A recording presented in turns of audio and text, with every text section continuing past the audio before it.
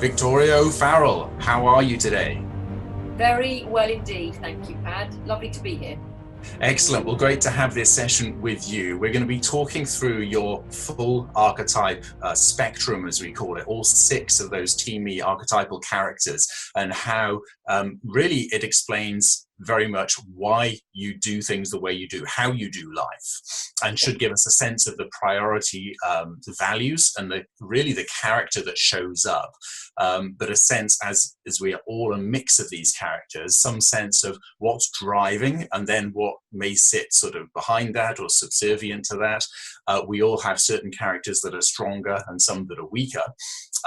You've got an amazing profile to talk through. It's quite even across the board, actually, which is interesting and very often a sign of a good leader who's got a good balance across all of those. So we'll unpack that a little bit more.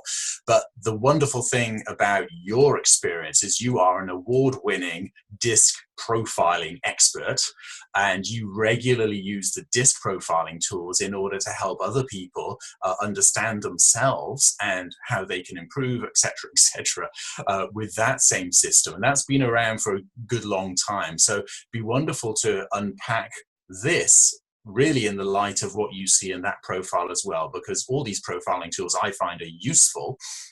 I've settled with the archetype model. It's the one that I've come to know most of all, and refined, obviously, the team me view of that.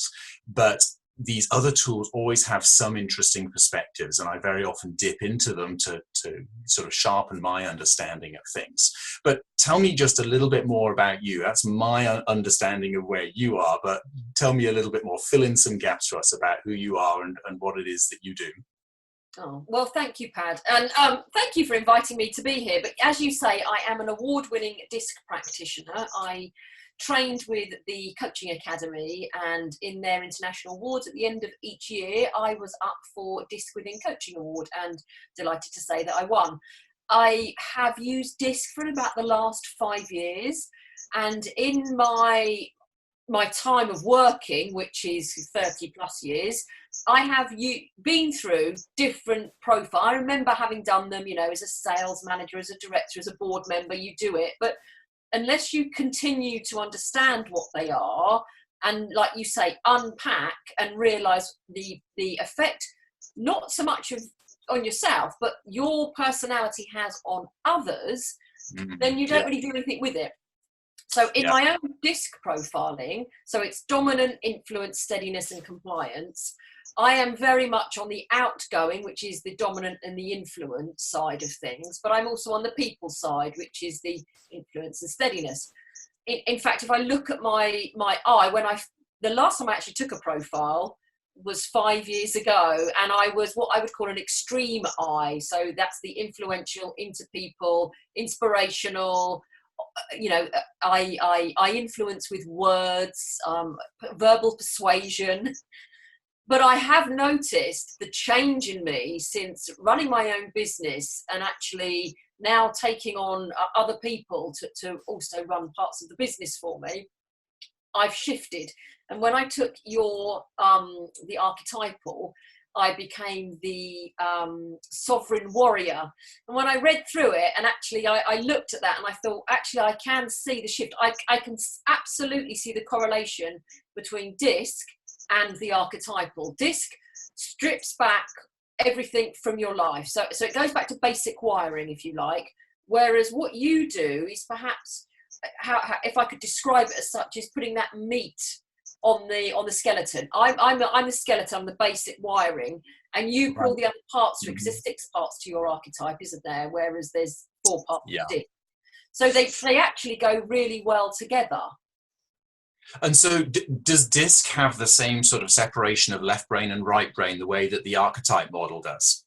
No. So disc is looking at either being an outgoing or reserved person, and then either a task or people focused. So it doesn't look at how the brain works in terms of left brain and right brain like yours does. It just looks as your traits and your styles and how you deal with challenges. Right.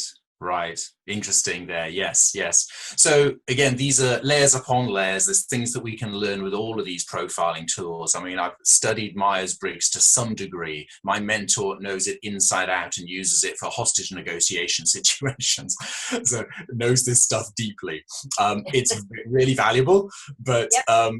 but you have to, I think you have to go deep into it and use it thoroughly in order to get the best out of it. Whereas I found that DISC is a lot more immediate, but also the archetype model is again something that is very immediate, applicable, and you can talk that language very quickly with absolutely anybody because they recognize these character types instantly. You don't need to explain to somebody what the warrior is all about, but of course you can unpack that and you can help awaken that in a person to almost endless degrees. But to get to grasp it, to get the point, is no challenge really. You know, the boss, the king, the queen, the captain, everyone knows that character. Everybody knows the Sherlock Holmes type who sits there analyzing things but doesn't really plug into people and is unable to have that empathetic sort of engagement with people. And so we could go on with that, but that's the immediacy of that. Now, one of the things you've mentioned already is that you came up with sovereign and warrior, but this also immediately actually in a way shows one of the shortcomings of the power profile, because when people go through to the online app, teamme.app, and they get their power profile, we have to reduce it down to something sort of tangible and amenable, which is the first two, the strongest two characters. Now, what that doesn't show is, well, where are the other four? Because they really, really can influence very strongly how you do life. And especially with people who are leaders, they tend to be fairly close. They tend to, you know, that between their highest character and their lowest character, there's usually no more than sort of 3 degrees, 3 steps. And that's exactly what we find with you. So which is why I said earlier, you do have a very strong leadership type of profile here. And it's quite mature. Everything is over a 5. So even your lowest, which happens to be Sage, you can go there. You really, really can. If it's anything above a 3, you know the person's got real strong capabilities there. But the fact that it's a 5 means that you can do the Sage thing. It happens to be subservient to the other areas as well, some of which you've mentioned. But let me say your profile actually highlights that, yes, Sovereign is the strongest character, and we can unpack that just a little bit now. Warrior is next, but actually it's on an exact par with both Mystic and Lover, which gives an extraordinary flexibility for your approach. If somebody else requires, or the situation requires, Warrior, Lover, or Mystic, you can go there immediately with great strength. It's all about 6.3, 6.4 for those characters, but they're all actually neck and neck. The confusion for me as I'm interpreting this is when I say, okay, first you're going to go in with that sovereign approach, and these are the things that are going to be important to you. But I kind of don't know where you're going to go next, because normally I can do this in priority order and say, oh, so the warrior, and this is then you're going to be saying, like, now that we've got our structure, now that we've got a sense of a vision, and we've got, you know, the team necessary to move this forward, we're now going to take action. That's what the warrior would do. But equally here, you've got the mystic there, which is, we want to transform, we want to envision something better, and we want to transform our situation to get there. We're willing to transcend what is just sort of known, the facts, the history, and say, no, what now? What future thing can we be aiming for? But also you've got that lover character, which is, and we need to stay connected. We really need to stay empathetic, connected, plugged into each other, and supporting each other with all of this, with a sort of sense of harmony. And you don't want discord, you don't want to have people sort of struggling to keep up. You want to make sure that's pulled together. Does that little synopsis, because we're going beyond the power profile here to bring in your next 2 strongest characters, does that make some sense about the sorts of thought processes that you have?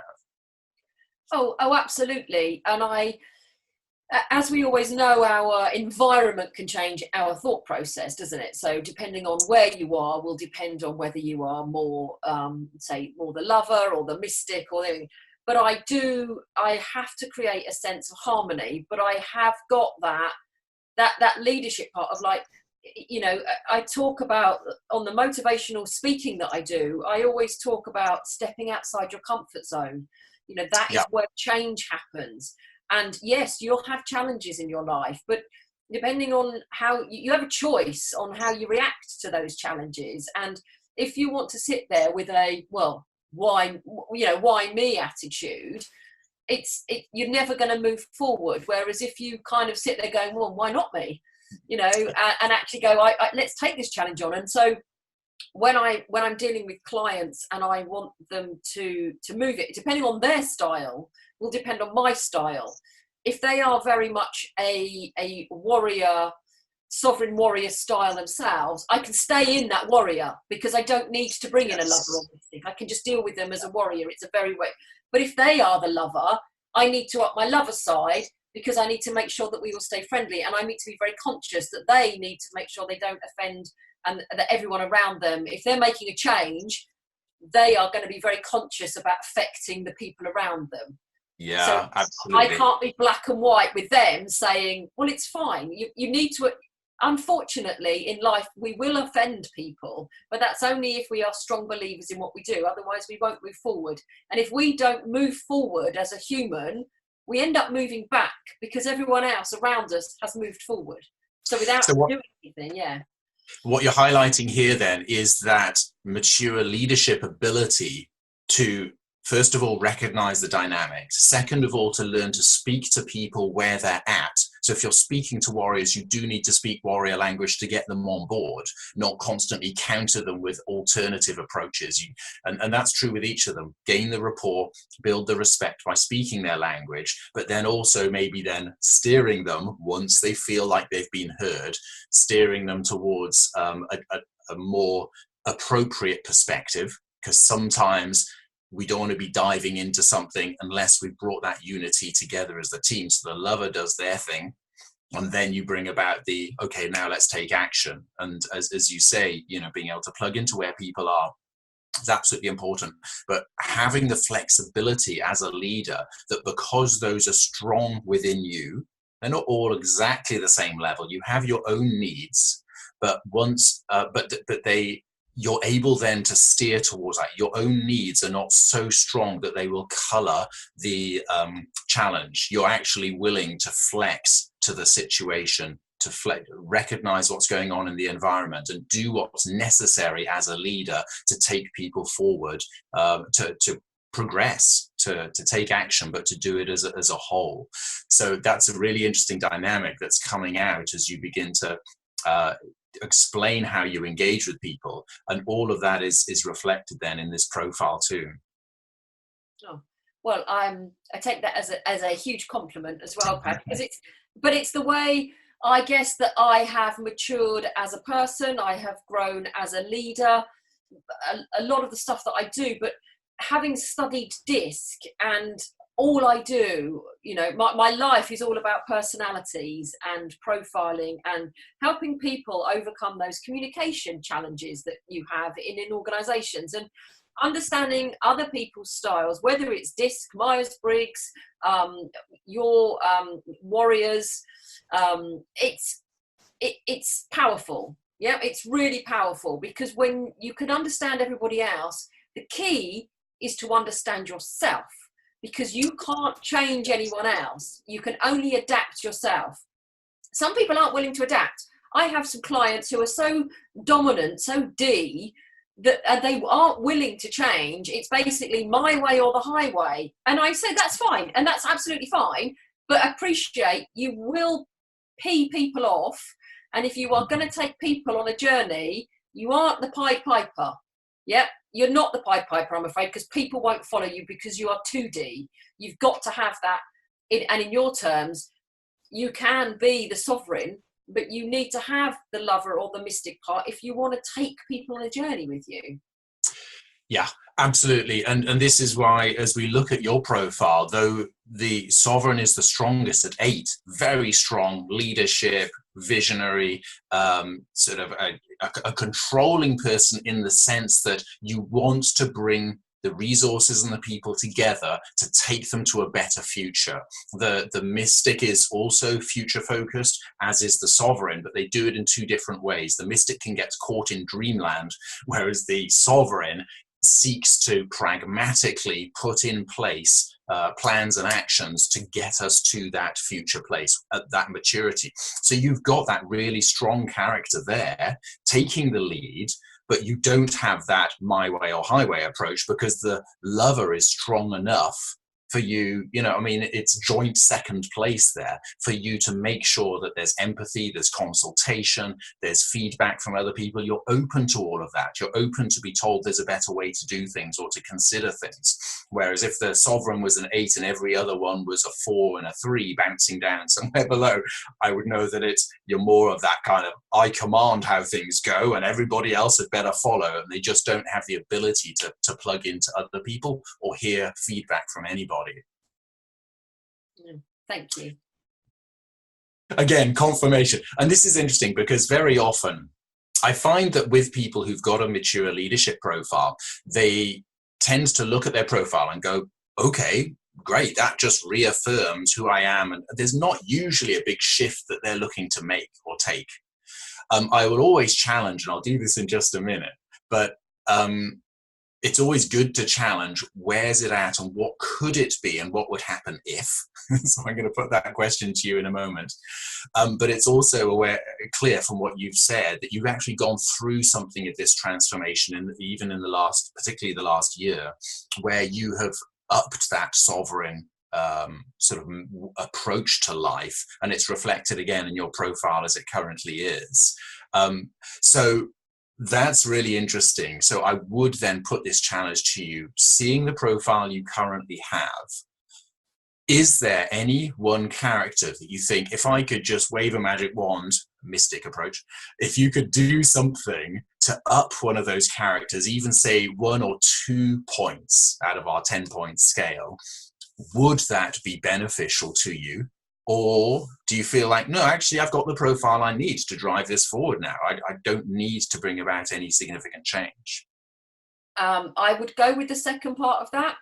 I'm sure if I done my profile 5 years ago, when I first really got into DISC and started doing the trainer process and becoming qualified myself, I would probably have found in your process, your team meet, my lover would have been too high and my warrior would have been low. But I think having learned over the last years that I need to stop saying yes when people ask me if I'll do something. I was so bad at doing things for free because I was just so happy to be working. Right. But actually, free doesn't pay the bills anymore. So I now, that warrior part, that sovereign part of life, driving the business forward. I can grow my business, but I'm not even in charity, and I was doing too much for free. Whereas now I don't do free stuff.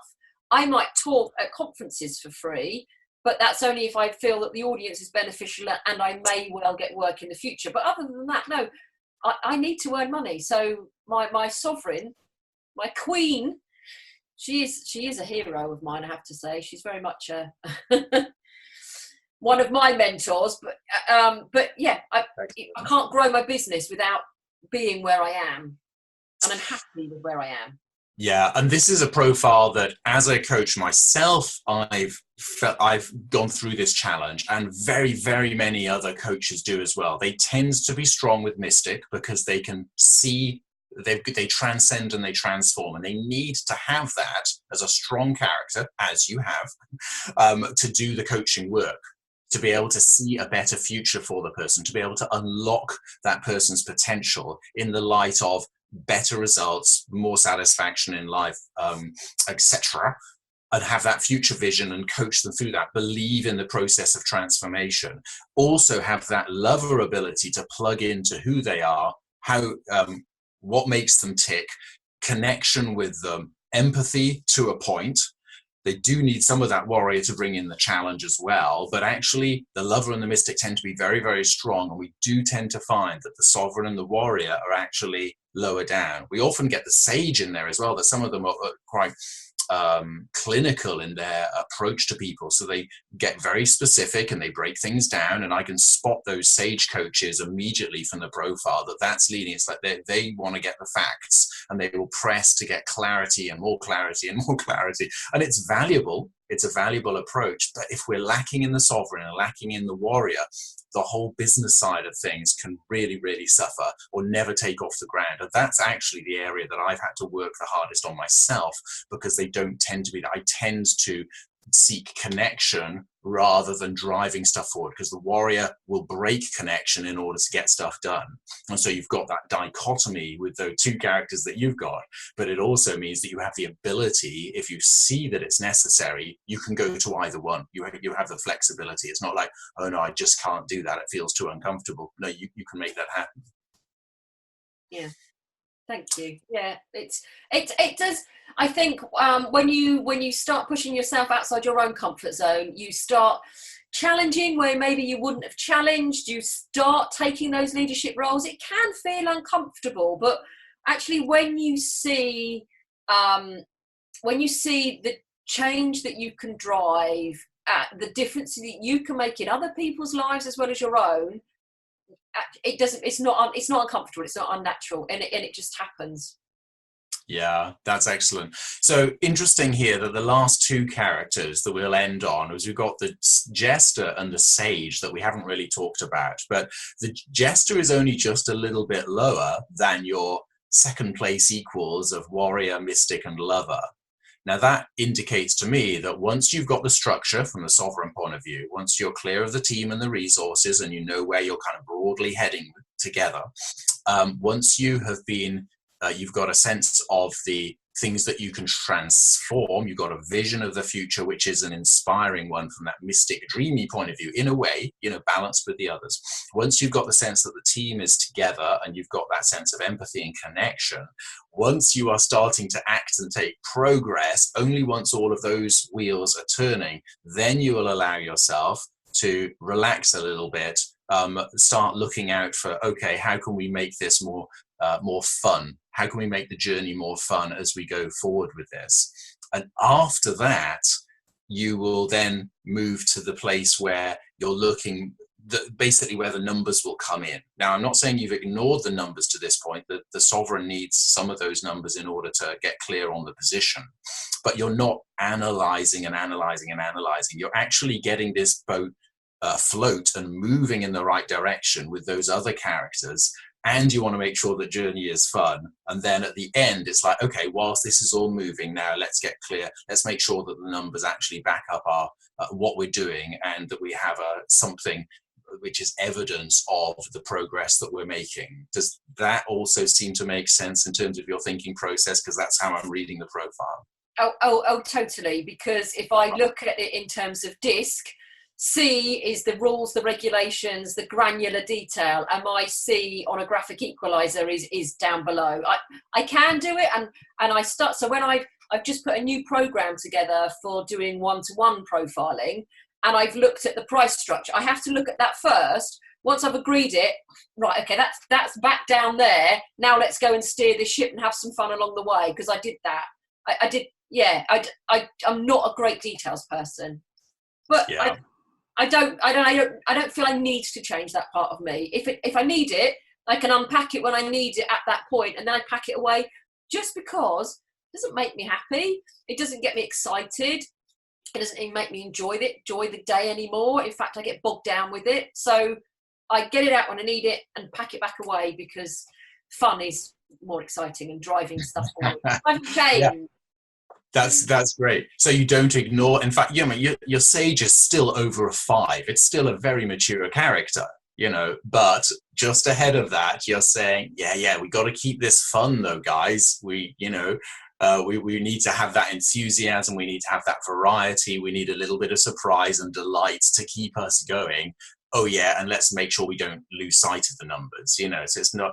As I've said before, this is such a clear leadership profile. The sage is still over 5, and your sovereign at an 8. You've still got less of a gap than 3, and that always indicates to me, if all of them settle within that, you've got that flexibility, that maturity, really, and the leadership ability to be able to engage in pretty much any challenge and balance all of these elements and balance all the others on the team and be able to engage with them. So it's a very powerful confirmation, I think, of where you're at and where you're headed. Even if you're posted in solo, you can work with whatever kind of team to get a really, really good outcome and bring the best out of those people as you move towards getting some progress for them.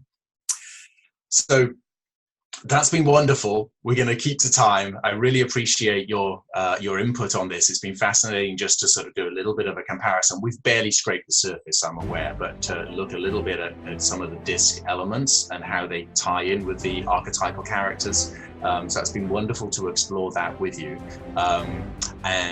Yeah, I'm sure we'll be keeping tabs and seeing where we go in the future with both of our endeavors in this direction. But wonderful to talk to you. I really appreciate your time. And to you too as well, Pat. Thank you for inviting me. Thank you so much.